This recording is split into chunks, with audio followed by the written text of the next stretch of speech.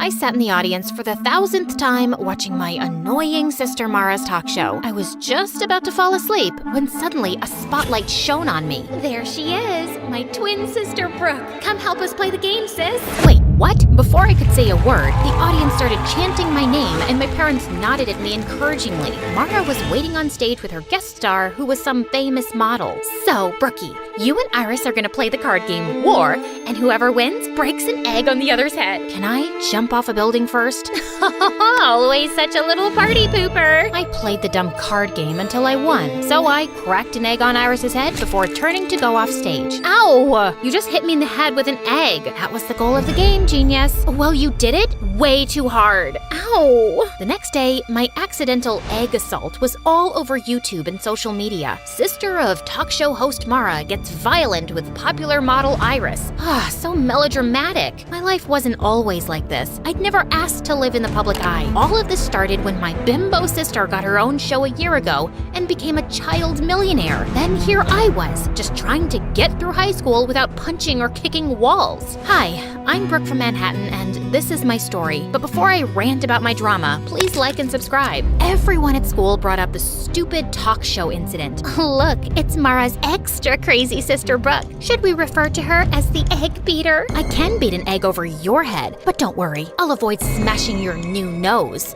You're always such a witch. This is why nobody at school likes you. She was so cute for thinking that I cared. Anyway, around lunchtime, I headed to the bathroom when suddenly I jumped. One of the most popular guys in school, Lance, was right behind me, smirking. He was a part of a clique of 4 other heartthrobs who all looked like Wattpad princes. You are looking lovely today, princess. You just followed me into the girls' bathroom. I wanted to ask you out on a date. You've never even made eye contact with me before. I used to think you were just Mara's mean loser sister, but when I saw what you did on TV, I practically fell in love with you, babe. I've always wanted a girl with that kind of fire. So I'll pick you up tonight at 8. I didn't answer. I just pushed Lance away from my face and towards the toilet bowl. He landed head first, and I couldn't help laughing. Except later that day, I noticed the rest of Lance's dreamy friends kept staring at me with that same smirk on their faces. In fact, all 5 of them slipped envelopes into my locker asking me on a date. This had to be some kind of joke. I decided to ask Mara about it, since she was the school queen bee and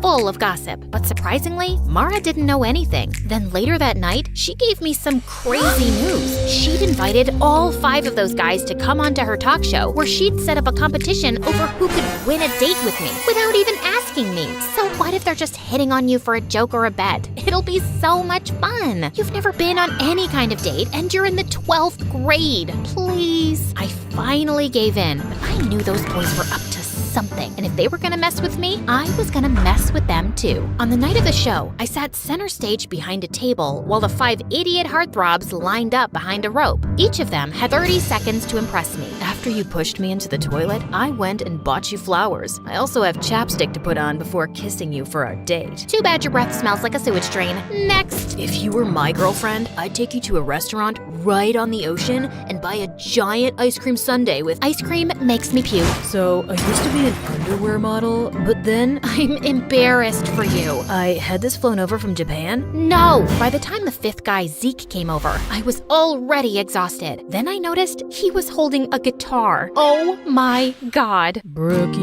oh Brookie, honey, my heart is yours. Yeah, Brookie, oh Brookie, Brookie, my sassy princess I adore.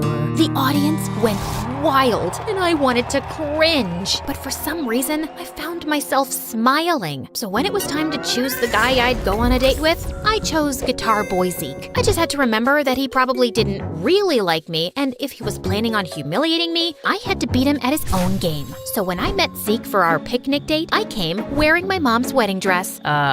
What's that you're wearing? A wedding dress. That way, we can imagine what it'll be like when we get married one day. Ever since the talk show, I've fallen head over heels for you, and after that song you sang for me, I know now that you feel the same way. I'd hoped the guy would run scared and crying, but instead, he laughed. I must have really won you over with that song I played you. I'm not done with you yet, Prince Charming. During our picnic, I sat on his lap and made him feed me every bite of food and hold the water cup up to my lips. And when he turned to get a napkin, I started fake crying hysterically. We were staring into each other's eyes, but you looked away. Is it because my eyes are ugly? Or are you breaking up with me?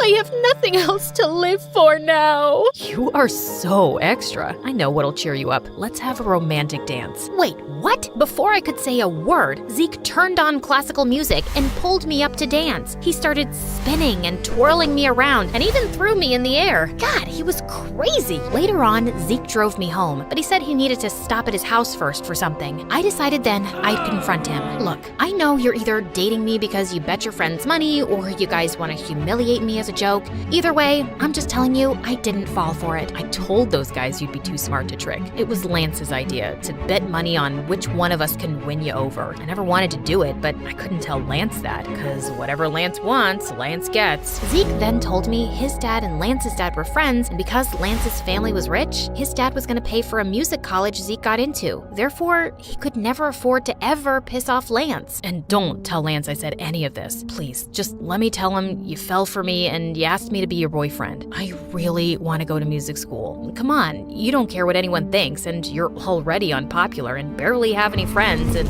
no offense. How little self-respect did this guy think I had? I wanted to give him a good slap in the face, but just then, Zeke stopped by this really run-down trailer next to a pile of garbage. Okay, we're here. My dad's sick, so I have to check on him every few hours. Holy crud, this is where he lived? This place was a single room, and Zeke's dad was in a bed with an oxygen tank. I guessed with his dad's medical bills, he'd never have enough money to even think about music school. So I decided to let Zeke tell Lance he was gonna keep dating me for a bet. The next day at school, I saw Lance and the other 3 heartthrobs looking at me and snickering to themselves. Even other kids seemed to be onto the bet, but I could live through it. I was doing a good deed by humiliating myself. Plus, Zeke was fun to be around, and I didn't mind having him as my fake boyfriend. One night, I decided to invite him to a celebrity party Mara and I were attending. I even bought him a suit and tie, and secretly, I thought he looked super handsome. At one point, I was walking by the entrance when suddenly I saw Zeke standing with Lance and his friends, and Zeke was saying he had to go. What do you mean? This is a huge exclusive party that I invited you to. Listen, cranky face, I came to pick up your boyfriend for some last-minute plans. Surely you two can reschedule. With that, Zeke took off with the boys, and for some reason, I felt really angry about it. Just then, Mara came over to ask if I was okay, and I ended up telling her everything. Look, I know you feel bad for Zeke because of his home situation, but you don't have to sell your dignity for charity. If you think he doesn't genuinely care about you, just dump his sorry butt in front of everyone tomorrow. Or I can talk tomorrow in school, like an actual mature person. But I know maturity is kind of a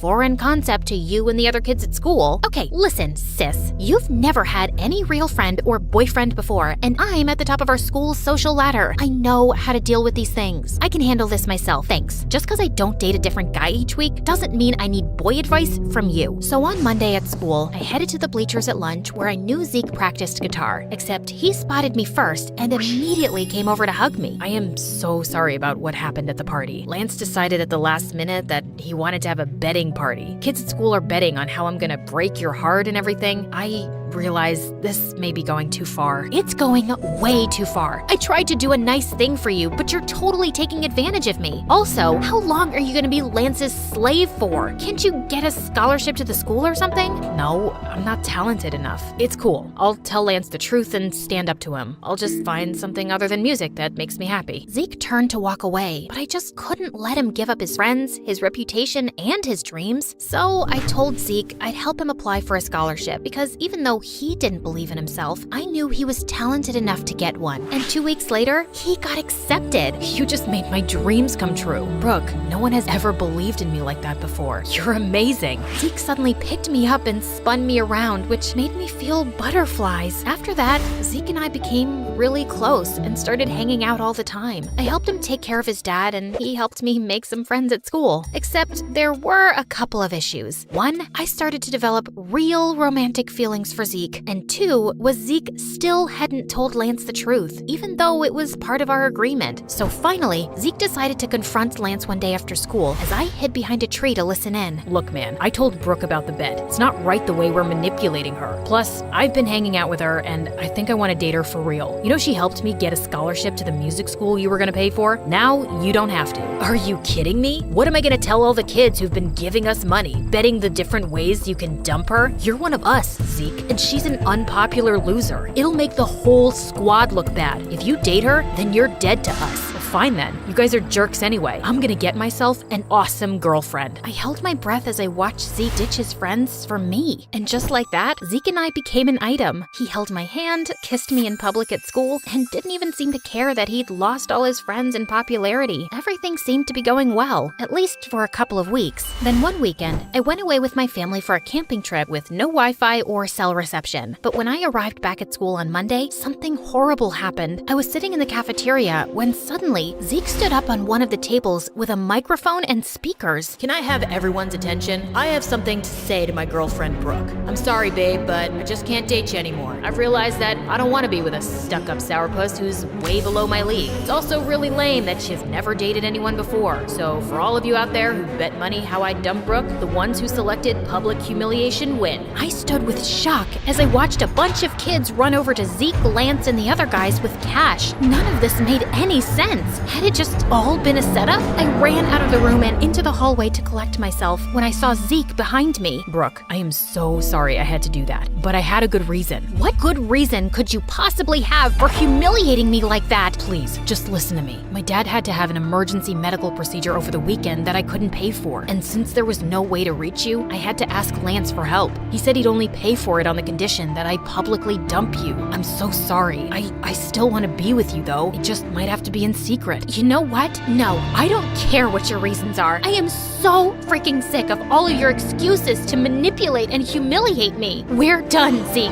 That night, I refused to let myself cry. Zeke didn't deserve my tears. I didn't need any cowardly idiots in my life anyway. The next afternoon, I was studying in the library when I decided to take a break for some coffee and MSA videos. But while I was relaxing, Lance suddenly sat down next to me. Ooh, MSA. I watch them on TikTok all the time. Let me help you pick an episode. If you come anywhere near me or my computer, I'll squeeze your head until your brain pops out. Oh wait, I forgot, you don't have a brain. Probably why you watch MSA on TikTok instead of YouTube. You know, YouTube, the site for smart people. Wow, Zeke must really regret dumping you. Yeah, about that. I know it was you who forced Zeke to break up with me. Why do you have to go around messing with his life and mine? The way you and your friends bet on me and tried to break my heart for fun? How sick do you have to be to want to do something like that? Maybe some people just enjoy messing with other people's lives. You should ask your sister. After all, the whole betting game was her idea. Lance got up and left, leaving me very confused. What did he mean by that? He was probably just messing with me, but I still asked Mara about it, and she got really quiet. Okay, it's true that it was my idea, but let me explain. I just felt bad because our whole lives, you've lived in my shadow.